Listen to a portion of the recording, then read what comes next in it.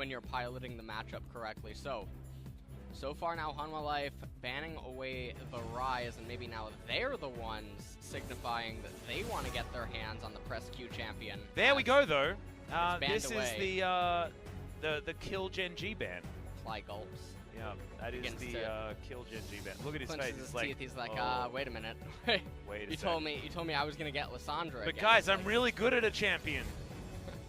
Fortunately, that's not quite enough because there are a lot of bans to come in here. As there's the LeBlanc ban, an understandable one. Lava's best performing champion so far. He's only been allowed to play it a couple of different times, and Lava is also another one of these Lissandra players, so that ban from Hanwha is going to gimp him just a little bit. And the Silas is going to be first picked as I get a very worried look from LS. Don't give this away. Yeah, as he stares over me in apprehension as to what is going to happen in the next couple.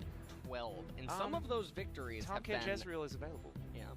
So we're just going to give away Ezreal yet again. And now it's going to be red side Tahm Kench Ezreal, which does mean that if you want to draft entirely top-centric, you are allowed the freedom to do so. However, Talia being hovered, now swapped over to Aatrox. And Lulu. No. Peanut is like scaring us a little bit. He's, we're not ready for this. Found the Tahm Kench button, and that's what we want to lock in. Good. Oh, man, they didn't need to put us through that turmoil for 20 seconds. But the Ezreal Tahm Kench, the understandable lock-in here for Gen.G, and this is a large win button for them. But normally, they don't get this bottom lane and the Lissandra. Yeah. Normally, it's either you ban away the power pick for Fly, or you ban away the power bottom duo for Gen.G, which is the Ezreal Tahm Kench. So now, Hanwha, what do they have to fight back? And a Freljordian bottom lane could certainly work here, as Ashe Braum would be able to get some things done. Braum fantastic into the Tahm Kench, which is why we see it locked in so quickly.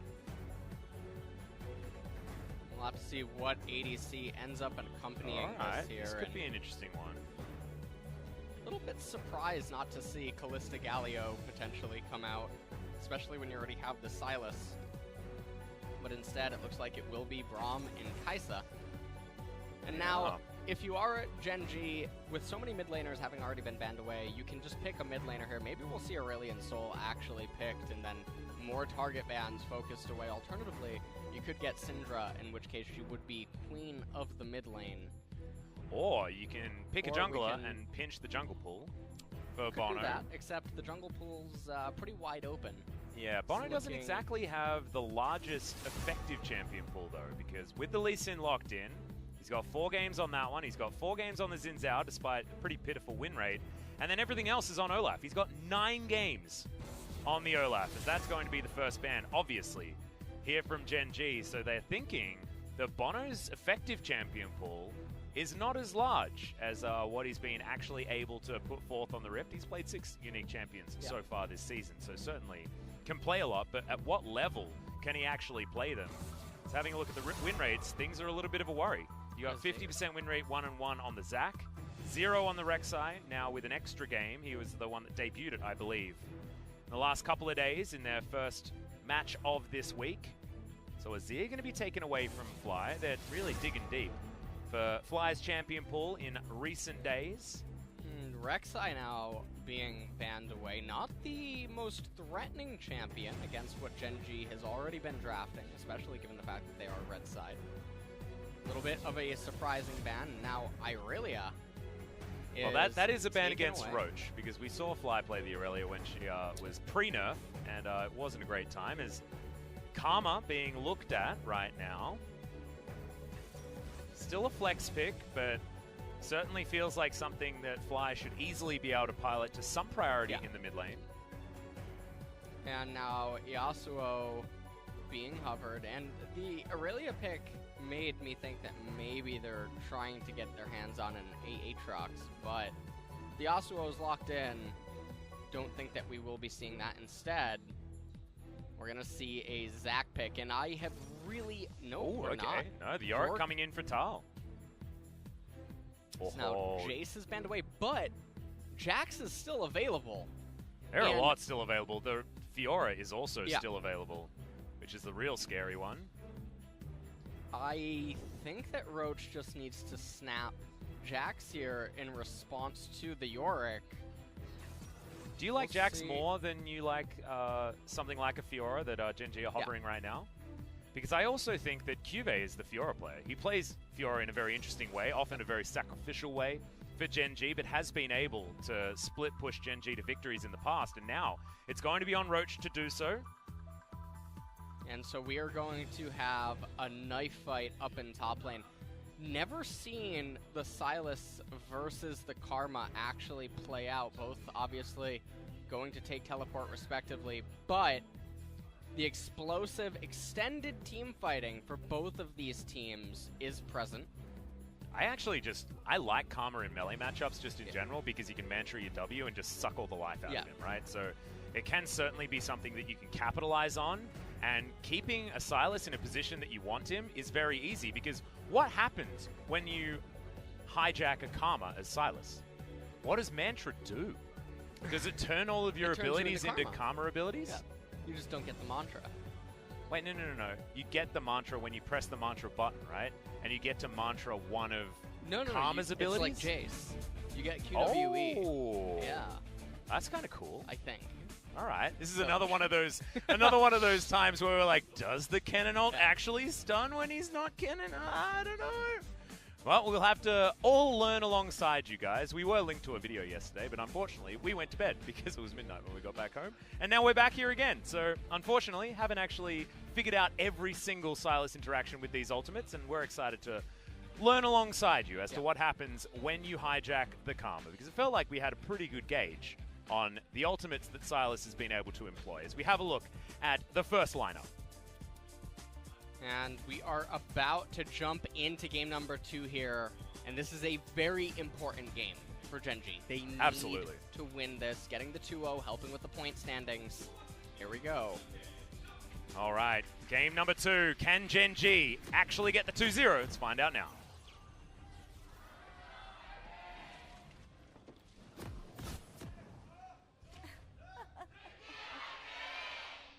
Gen.G fans are some of the most amazing fans in the LCK, I think, because it doesn't matter how Gen.G are doing, they're always so loud, they're always so supportive. We'll see whether they're actually going to have their dreams come true here today. I feel like Gen.G fans are very similar to the KT fans of old, you know? Witnessing the KT roller coaster over and over again, but always standing true to their squad. Oh, we might have something going on here. You know, I really don't like that suit. That color of violet, it's just not, it's not doing it for me. No, it's not your personal favorite. And especially if he gets eaten by Count Von Count, Tom Kench, it's just, it's not really working out. Hey, especially at least the white gloves. You think he's trying to make a fashion statement, but yeah, well, I mean, the fashion statement's just the wrong kind of statement. I think statements can be both ways, and this is the wrong side of the statement. I'm with you on that one. That being said, his jacket does match the color that Tom Kench turns when he devours him. I think they're trying to go for the synergy there. Yeah, I like that one. However, if they're walking around in lane, I mean, it's not looking great. And having synergy once you're inside the stomach of your lane partner is not exactly a synergy that you're necessarily looking for because you're no longer there. I guess you just haven't watched the newest Aquaman. I have. Yeah, well, you had a lot of synergy with that that whale or something. That shark. I don't know, dude. To be perfectly honest, I felt like that movie. I stopped paying attention halfway through that movie. I was like, "This is a really pretty movie. I'm gonna pay attention to the things that it's good at, you know." And that is lots of nice colors, lots of cool CGI, and zero storyline. Okay, I like that. I also like Jason Momoa a lot. I think he's a fantastic actor. So. Same, actually. And the fact that he's in Stargate Atlantis makes a lot of sense for him being Aquaman. So I felt like things were right there. Like that because they talk about Atlantis. Yeah, and he lived in Atlantis, you know. Same word. Yeah, see what I'm saying? See what I'm saying? Picking up what I'm putting down. Oh yeah. There we go. Let's get into the game though. Let's have a chat about how these lanes are supposed to go. As Fiora versus Yorick is one that we've seen Tile play out. Actually, it was not against this particular Fiora. It was against Noguri, and Noguri took a very long time to win the matchup, but eventually he did. All right, Peanut. This is the Peanut of old that we've been missing for time and time again. It is a level discrepancy not quite there yet for either side, and that's going to be the resonating strike. We almost have the Bloblets being brought out, but Lava makes the first rotation. Inspire is going to come in there. Can they actually take these Bloblets down? No, as the teleport comes in. You've got the snare to land. Safeguard gets Peanut out, but can Fly be so lucky? Inspire, pretty good. Doesn't actually manage to land, but there we go. Stretch Armstrong comes forward, but they do have the Rift Scuttler, so Fly doesn't actually have to fall down for this one. Yeah, and this is a really, really big win for Gen.G. Peanut did a magnificent job of getting in there, interrupting the Wolf Camp, getting Bono's passive on Zac, stealing the teleport basically away from Thal up in top lane, which means that the lane now, I do believe, is pushing back into Roach. He has teleport advantage. That is going to be a huge one, though. Everything's just going great. Yeah. Right now for Gen.G. And you look at it and you're like, oh, they managed to save the Zac. This is fantastic, but this top lane is not going to go the same as the last time we saw the Yorick versus Fiora up there. And unless Bono can actually get over here and affect change towards the top side, it's going to be a really big issue, because if Fiora can get accelerated, it becomes one hell of a problem. Yep.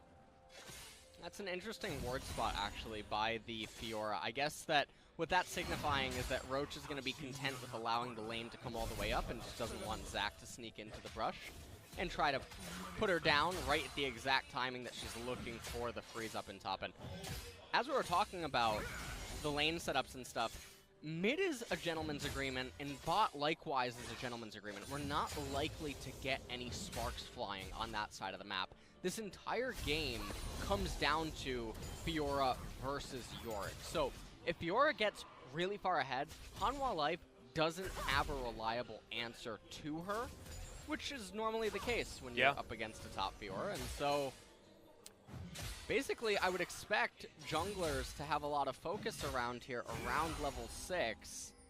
The thing that I really like is the bridging that Gen.G have done with their team composition. Often I see a mid lane Fiora and I'm like, oh, this is just terrible. That being said, her mid game is fantastic. She's always had a very strong mid game. She can wave clear very well. She can help out the rest of her team. As far as 2v2s are concerned, it's great to have a Karma there with you, because you can see how much utility she brings to these skirmishes. And once Peanut hits level 6, he's going to be a powerhouse himself. And now Bono is going to plastic slingshot himself, but does decide to cancel, and he doesn't have cell division.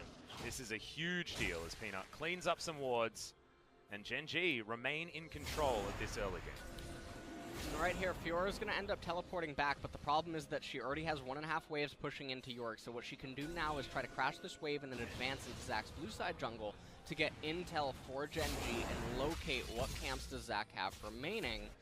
And so in a way, Thal actually ended up winning out, because what Roach could have done is trade with Thal as the wave is crashing, take a lot of HP knowing that you're just going to teleport back as long as you don't die, and then the reinforcing minion wave is in such close proximity, you get the lock, teleport back, lane state is very different, oh, okay. Peanut in position, exactly right timing, as Lava is going to connect an empowered W. That gets a lot of his health back. As you can see, gets the Karma abilities. He's able to use 1 round of Mantrid spells. And that is going to be that. Fly is going to get out scot-free. No flashes needed on either side. And now it looks like Cloud Drake to be started here for Gen.G. Not a lot of response available here on the side of Hanwha Life Esports, playing around priority very, very nicely. As Roach going to be put in the baby cage, but dashes out. The lunge, pretty good at keeping you out of trouble there. Yeah, it is indeed, and this game is still looking relatively even. Obviously, the Infernal Drake coming up in 4.5 minutes can definitely spice things up, as both teams are wanting to be getting their hands on that. I would say that most likely Gen.G a little bit more than Hanwha Life, because all of their champions are going to be able to utilize the effectiveness of it. Yep. The thing I want to talk about is what we spoke about last time around, right? And what we said was that Gen.G automatically wins, basically, at 20 minutes in if they're even or within 2,000 gold of Hanwha Life. That is not going to be the case for this game. You're looking at a Zac that scales beautifully into the later stages. He's going to be more useful than Peanut is in the hyper late game, who becomes basically one kick, and if he can get that one off, then they can potentially win a fight, but stopwatches exist, and it makes it very difficult to make that work. Zac, much more reliable. Kai'Sa as well. Hyper carry for the bottom side of the map this time out for Hanwha Life. It's not like the Kalista that dominates the mid game, and it allows you to get these scrappy team fights working. Bono's going to fly on forward, but Fly, he's got Inspire, and this is exactly what Karma does. She never leaves the mid lane, and she can do so very safely. Endlessly waves clears over Even and has a over. Chalice. Oh my goodness. We are going full support, as I believe it will be. Athene's Unholy Grail into something like an Ardent Sensor to make sure that Ruler is as powerful as possible. And I definitely do like that itemization on the side for Karma. Although I wouldn't have been too against an AP Karma build, primarily because Karma is one of the only sources of primary magic damage. Yes, Ezreal does do quite a fair bit, but I think that it's highly unlikely to expect that Hanwha Life would stack magic resistance, and so in that way, maybe.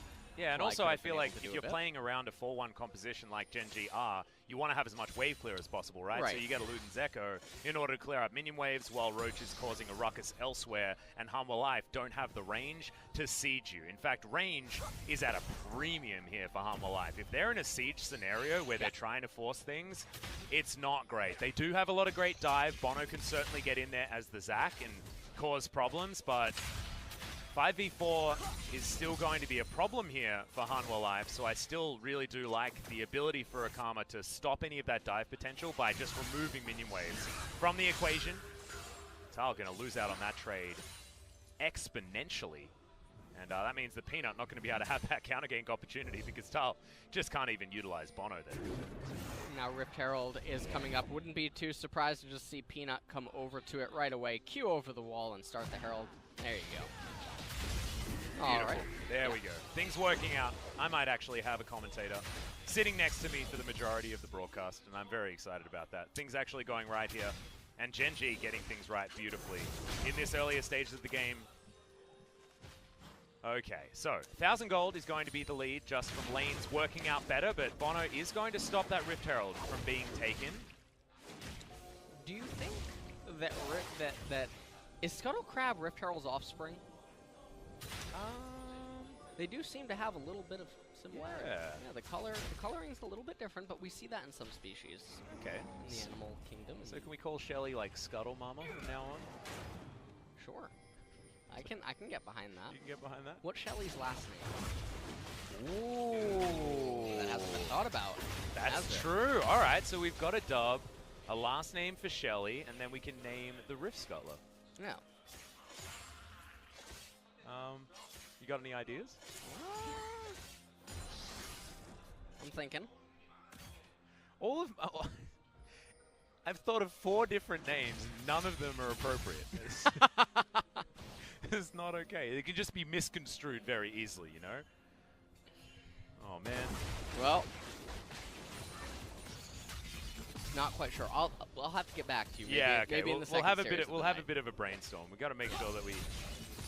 You know how in radio shows they're always telling you what's coming up just to make sure you keep listening? Well, we're going to be giving you Shelly's last name. Just stay tuned, ladies and gentlemen, that's the highlight. And we'll get you there.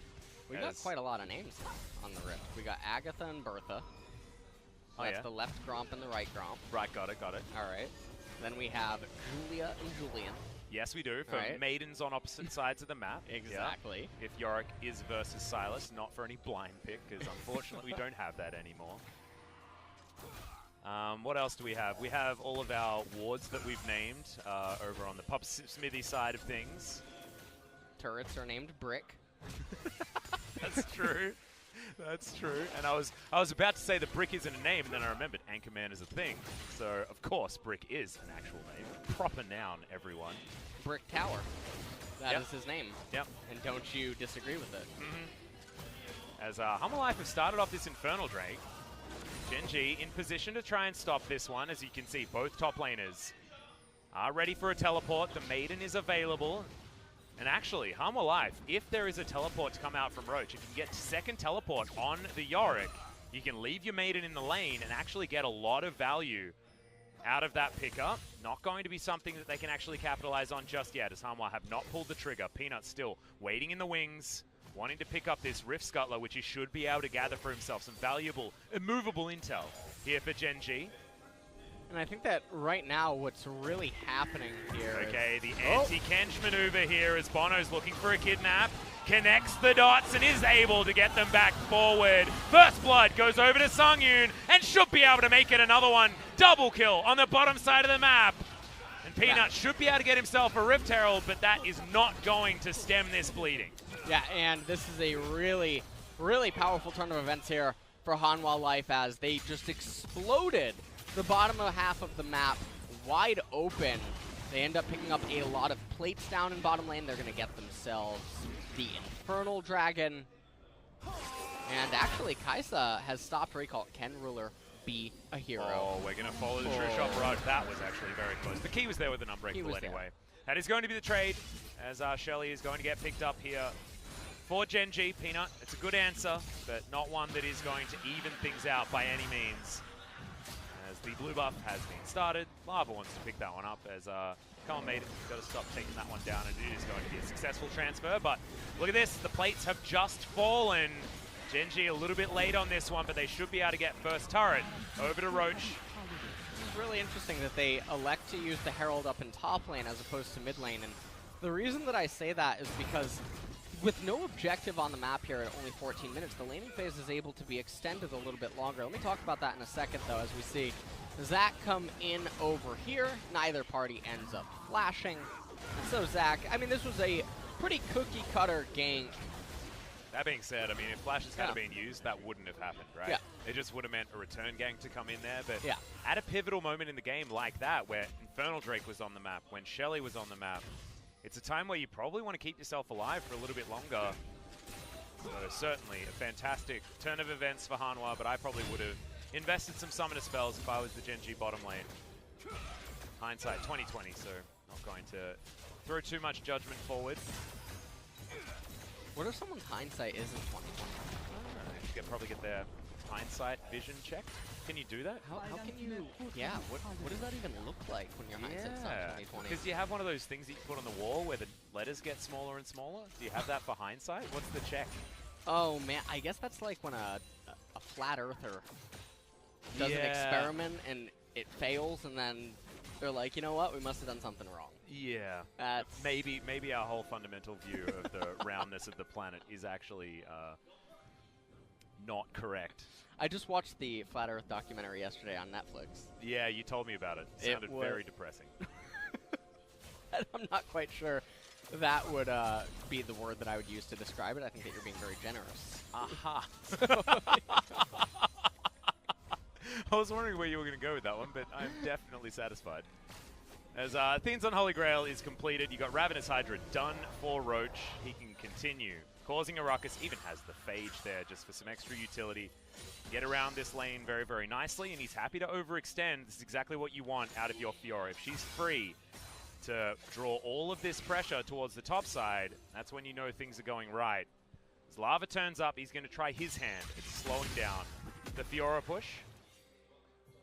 And the game is in a pretty stalled state right now. However, Fiora continuing to try to ramp up, has the Ravenous Hydra already completed. Going to be having the Phage as well, but the split push on the Fiora will not commence until way later in the game.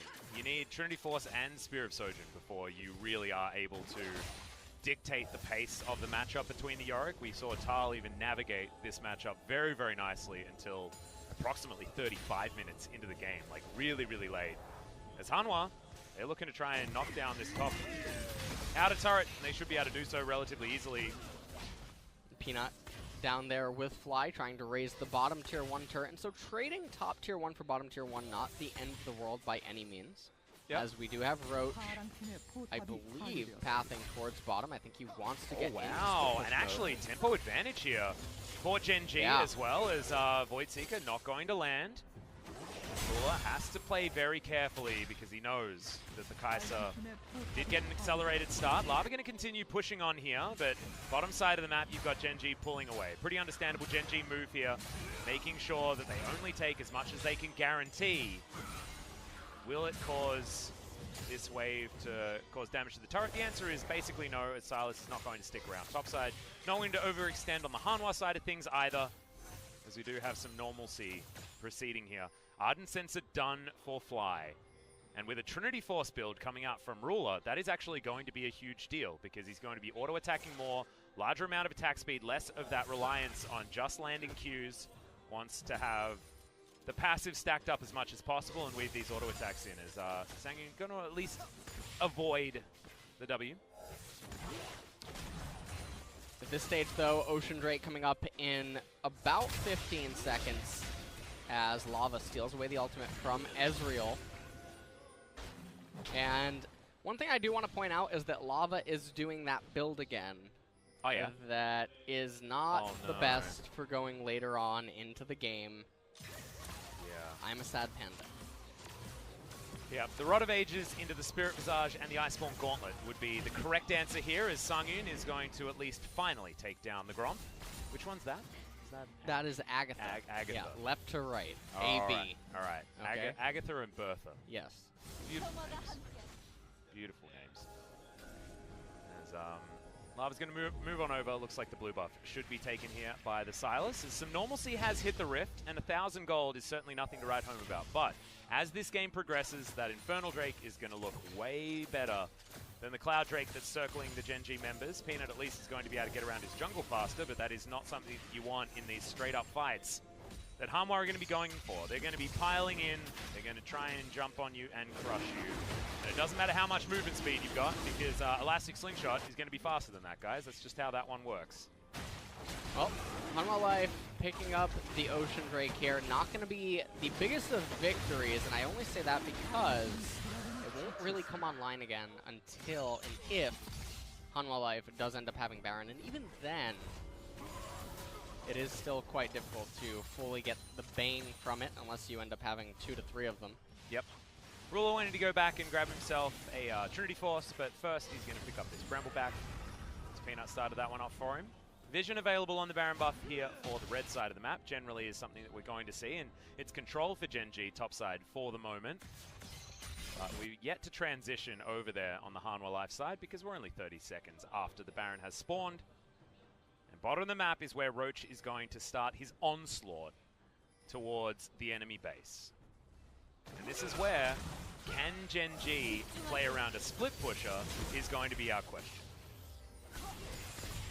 Oh, Fiora still not yet at that mode yet. You can see that she's still waiting on just one more item in order to complete into the Trinity Force. Man, Gen.G just playing the most Gen.G composition. It's like they've discovered that 2019's too hard, the meta's too hard, we're going to go back to the meta that we knew. And that was playing around a utility mid laner, having Cubey at the time on something that could really cause pressure in a side lane, like the Gnar that he was famous for, but also able to get into a team fight. And with Fiora backed by a Karma that has so much utility that he has at the moment, Fiora can actually get things done in a team fight potentially. As there's the hijacking of the kick. We'll see whether this siege is actually going to work out. As Fiora is actually going to rotate around, the Maiden is going to be dealt with. That's going to be 50 gold delivered over to Gen.G. 50% of the outer turret health bar is going to remain. Now, 2 items are completed for Roach. It feels like a really slow 1, 2, 3 go at the start of a race. You got first item, second item, that's where you press your button, that's when you start to get your turbo boost. Okay. Yeah. You and wait for a bit after 2, and then 1, that's when you're off. That's when you're going. And if you're playing Mario Kart, you got the little fire coming out from behind your cart or your motorbike, depending on which game you're playing. What character did you pick in Mario Kart? Daisy. I was a stats abuser. Oh, okay. Yeah. Okay. Otherwise, if I was playing N64 or SNES, it would either be Toad or Yoshi. Because, again, I'm a stats abuser. Nice. I like that. I can get behind that. Nice. I also really like Funky Kong, but again, stats were great. So, there we go. It's one of those guys. Came down to Pokemon as well. I was having this conversation with Scarizard earlier in the week about his favorite Pokemon because he posted what is all yours? His favorite Pokemon in all of the different types. My personal favorite is Flygon because I think he's adorable. I just really like Flygon. What? Looks like a hairless flying squirrel. Yeah, it's like a dragonfly. I think it's cute. Okay. Yeah. As now we're going to get a kickback on the Roach, but he's got a lunge. He's going to be fine. But this time the Siege is coming out on Gen.G's side, and they're also unable to make things work. True Shot Barrage stops Sungyun's back. That might be important. Hanwha are just looking to try and get vision control around their area of the map. Yeah, not too much actually going on here. As well, maybe Fly will. Never mind. We're having the lull state. We are having. Now bounced back and forth. So hold on. Let me just break this down. Nothing's going to happen for the next minute and a half. Hanwha Life will proceed to the Cloud Drake. Gen.G may or may not contest them, depending on how they're feeling at that point in time. I'm gonna throw out a spoiler alert and say that they're not going to. Okay. Pure will continue to attempt to shove bottom. We're going to wait for red buff to come up. Songyun will consume that. And now let's get back to talking about the real important things. All right, so back to Pokemon. Back to Pokemon, yeah. My point was that Scarizard had a tweet where he had all of his favorite Pokemon as per type, and like one of them was Muck. They had one of them was Electrode, and I'm like, dude, these are some really weird choices. Yeah. But I respected it so much, right? Okay. Because I was like a real meta slave when it came to playing Pokemon. So like, I look at the Dragon position, and I'm like, why aren't you picking Garchomp or Salamence? Right. You know, like what is your problem right now? I mean, Dragonite's also good, but he's just not quite as overpowered as both of those choices. In either special or physical. I really did like the Bolt Beam Sub Punch variation in early Gen 6 meta, but otherwise, not exactly what you want to be talking about. So I looked at it and I was jealous. I was jealous because he was so capable of stepping away from what are just good Pokemon and deciding instead to go for the less represented and things that he found cool. So that's what I'm going to try in Sword and Shield when it comes out. That's my decision. I'm going to try to go for the less represented Pokemon. Can you guess what my favorite is? I don't know. Which Pokemon would most likely be a jungler that could take Spellbook? Oh, this is really hard. Because the summoner spells just don't exist in Pokemon, right? So this is really difficult for me. I'm not sure. Throw you a bone here. All right, yeah, give me a Gengar. Oh, it's just that's not a bone. It's just giving me the answer. Yeah. All right, I wouldn't have guessed Gengar actually. Why Gengar? I feel he's got like the best Gen 1 speed stat in the game. I think he's adorable. Oh yeah. And I believe I read somewhere once, although maybe the lore's like updated or something, that he's misunderstood. Oh yeah. He plays tricks on you because he wants friends, but he scares everyone. That's adorable. But maybe actually he's actually evil now. I don't really know. But White Gengar looks amazing. The Mega Gengar. Yeah. Mega Gengar is also. Gengar's just a badass. Yeah. If he was real, he's very fluffy. You would hug him. Yep. And I agree. He would always be there for you. You know that. But the problem was you needed to have friends in order to get him into games. When I was really young, a lot of my friends were playing football instead of playing Pokemon. I don't have friends anyway. I play Karthus. Oh, did you just buy 2 Game Boys and trade between yourself in order to get your Gengar? That's what I did too. Oh, solidarity, dude. Don't worry. In the next games, if there are Pokemon that need to be traded, I am here for you. I am here for you. I'm definitely buying a Switch for the next... Oh, yeah. I've already got one. Don't worry. I'm sorted. I'm set. And thankfully, Breath of the Wild was an incredible game, so that Switch buy was not anything that I regretted in this lead-up towards getting the new generation of Pokemon, which is very exciting. So we're going to stop advertising Nintendo games and go back to this League of Legends match on your screen. But LS, as he so eloquently explained to you, nothing was going to happen until now as Bono dives his way forward. True Shot Barrage is going to be picked up and then immediately thrown out by Ruler. And we're back to it. So let me... Let me give you the synopsis once more. All right, yeah, let's go. So for the next 2 minutes or so, they will fight over Vision on the left-hand side. The top wave will eventually be eaten by one of the carries on Hanwha Life, which is happening right now. Check onto the Baron's going to occur. Lee Sin will go and eat the Golems. Fiora may make her way down to the Gromp and then the Scuttle Cab. Eat that, push 2 waves bottom, recall again. gentleman's agreement will take place in mid lane for a little bit, maybe a minute or two. Okay, until the control wards wear out, and then that battle for vision, who can get the right reset, and then things are going to be okay. As Ruler might be bucking the trend. I am learning. I am slowly but surely we're getting there. There we go. That being said, I mean, now you're going to have to go for a reset very early, as Bono's well and truly out of his health bar. Now Gen.G are going to have to move on back in. Is the Warmog's armor complete? And yes, it is. So that means next chunk out on the Zac is going to mean absolutely nothing. Yep. And Lee Sin messing with the predictions here as he did not consume the golems. But some people might be wondering, well, why are they doing this? They should be looking to do something. And you're very right. There's actually very specific things that could be done involving minion lane manipulation, but we don't see that in the LCK. Actually, we just don't see it in regions in general. And so this is what the lull state ends up devolving into, which is this: you push mid, I push mid, you push mid, I push mid, I take turret, you take turret. Well, at the moment, it's up to the U-take turret, and we'll see whether the U-take turret actually exists here, as Ruler chucks down a control ward, and now Hanwha, with all of this extra map control they get by taking out the outer turret in the mid lane. That's going to be a decision they can make, as Roach is going to get a lot of value out of that riposte, and flashes actually. He's looking to chase after Tal, but he can't tank this turret. As if that morning mist landed, that's so much damage coming in. And there we go. Bono's able to finish him off. And Roach bit off more than he could chew. That flash after the Yorick, that was the whoopsie. That was the whoopsie moment. That was absolutely unnecessary. And do you know what it was? It was Roach looking at his items, and he had that speed boost, the Mario Kart speed boost, and then he's on Rainbow Road. He just goes straight off the edge. He's going really too fast, misses the turn. Oh, no. And now we've got a kidnap. Now we've got a very dead Karma, and we've got Gen.G falling apart. Now, Fiora does have teleport available, so we'll have to see if Hanwha Life can actually repel the Zac and guarantee that he can't enter, or the Lee Sin. Peanut is going to get kicked back by Lava. Really nicely done to get the Lee Sin out of the pit. That's a 100% chance of gathering themselves the Baron buff. And that is some beautiful play around what was some massive lulls for the first 30 minutes of this game.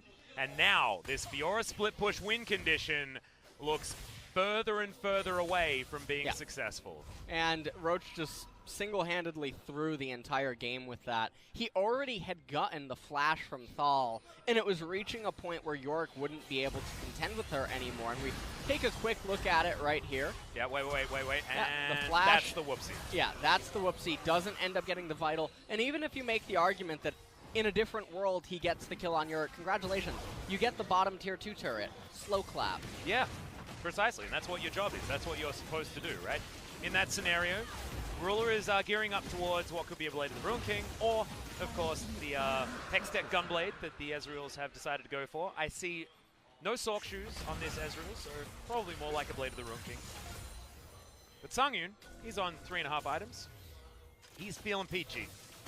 On the Hyper Carry himself, as Ruler gets tagged up, but isn't going to be too worried here. Pretty versatile is the Ezreal, so at least now we'll be able to try and repel some of these minions. There is a Rabbidan's Death Cap on Fly, so he does have a lot of minion damage in this build. No penetration whatsoever. He's all about utility. And now that all of that AP has been built up, these Mantra Qs are going to help out. But with the Baron buff running, it's not going to be enough to save these turrets. Right. Top tier 2 now going to go down here in just a second. And these rotations are just so hard, right? Because you can see Bono, he's there. He does have his sweeper. He can stay out of vision. And Hanwha just going to move on forward. It's going to be pings down on the bottom inner turret, but 4 versus 5.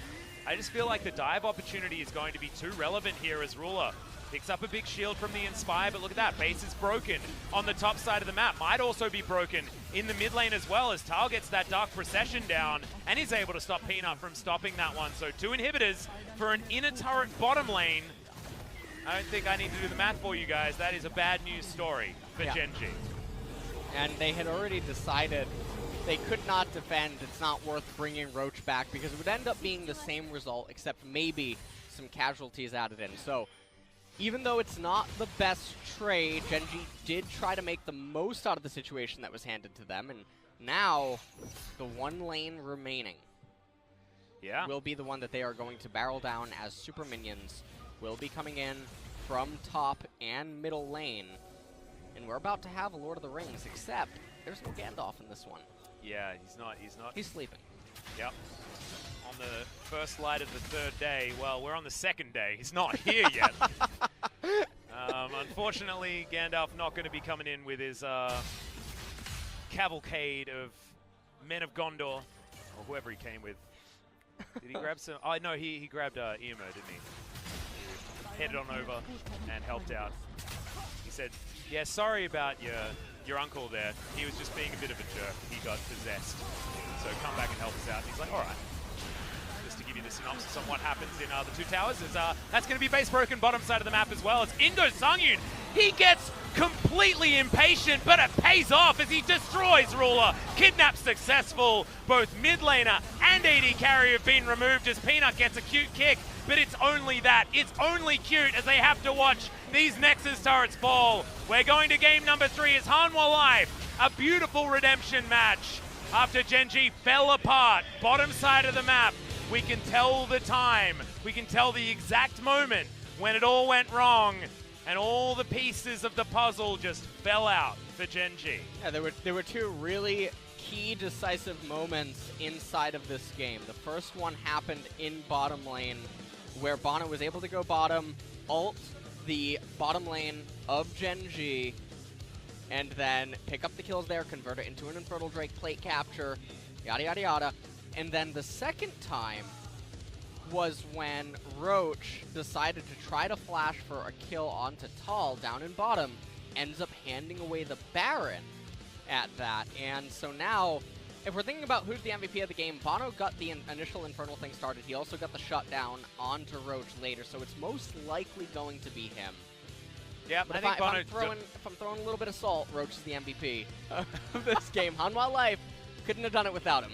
Mm-hmm. And also, you know, Bono got that kill onto Roach on that bottom side of the map as well, so it was also involved in the pickup of the Fiora, which she got to 3 items, and then, honestly, she threw them on the floor and said, I'm going home. It was not exactly what you wanted to see out of Roach. He played out the rest of the game very nicely, though, and I felt the Fiora win condition was certainly there. It's not like this was a Gen.G that rolled over and died. The bottom lane gank was also fantastic from Bono to set Sungyun up to win the game, so I think you're exactly right. Bono deserves this MVP, most definitely.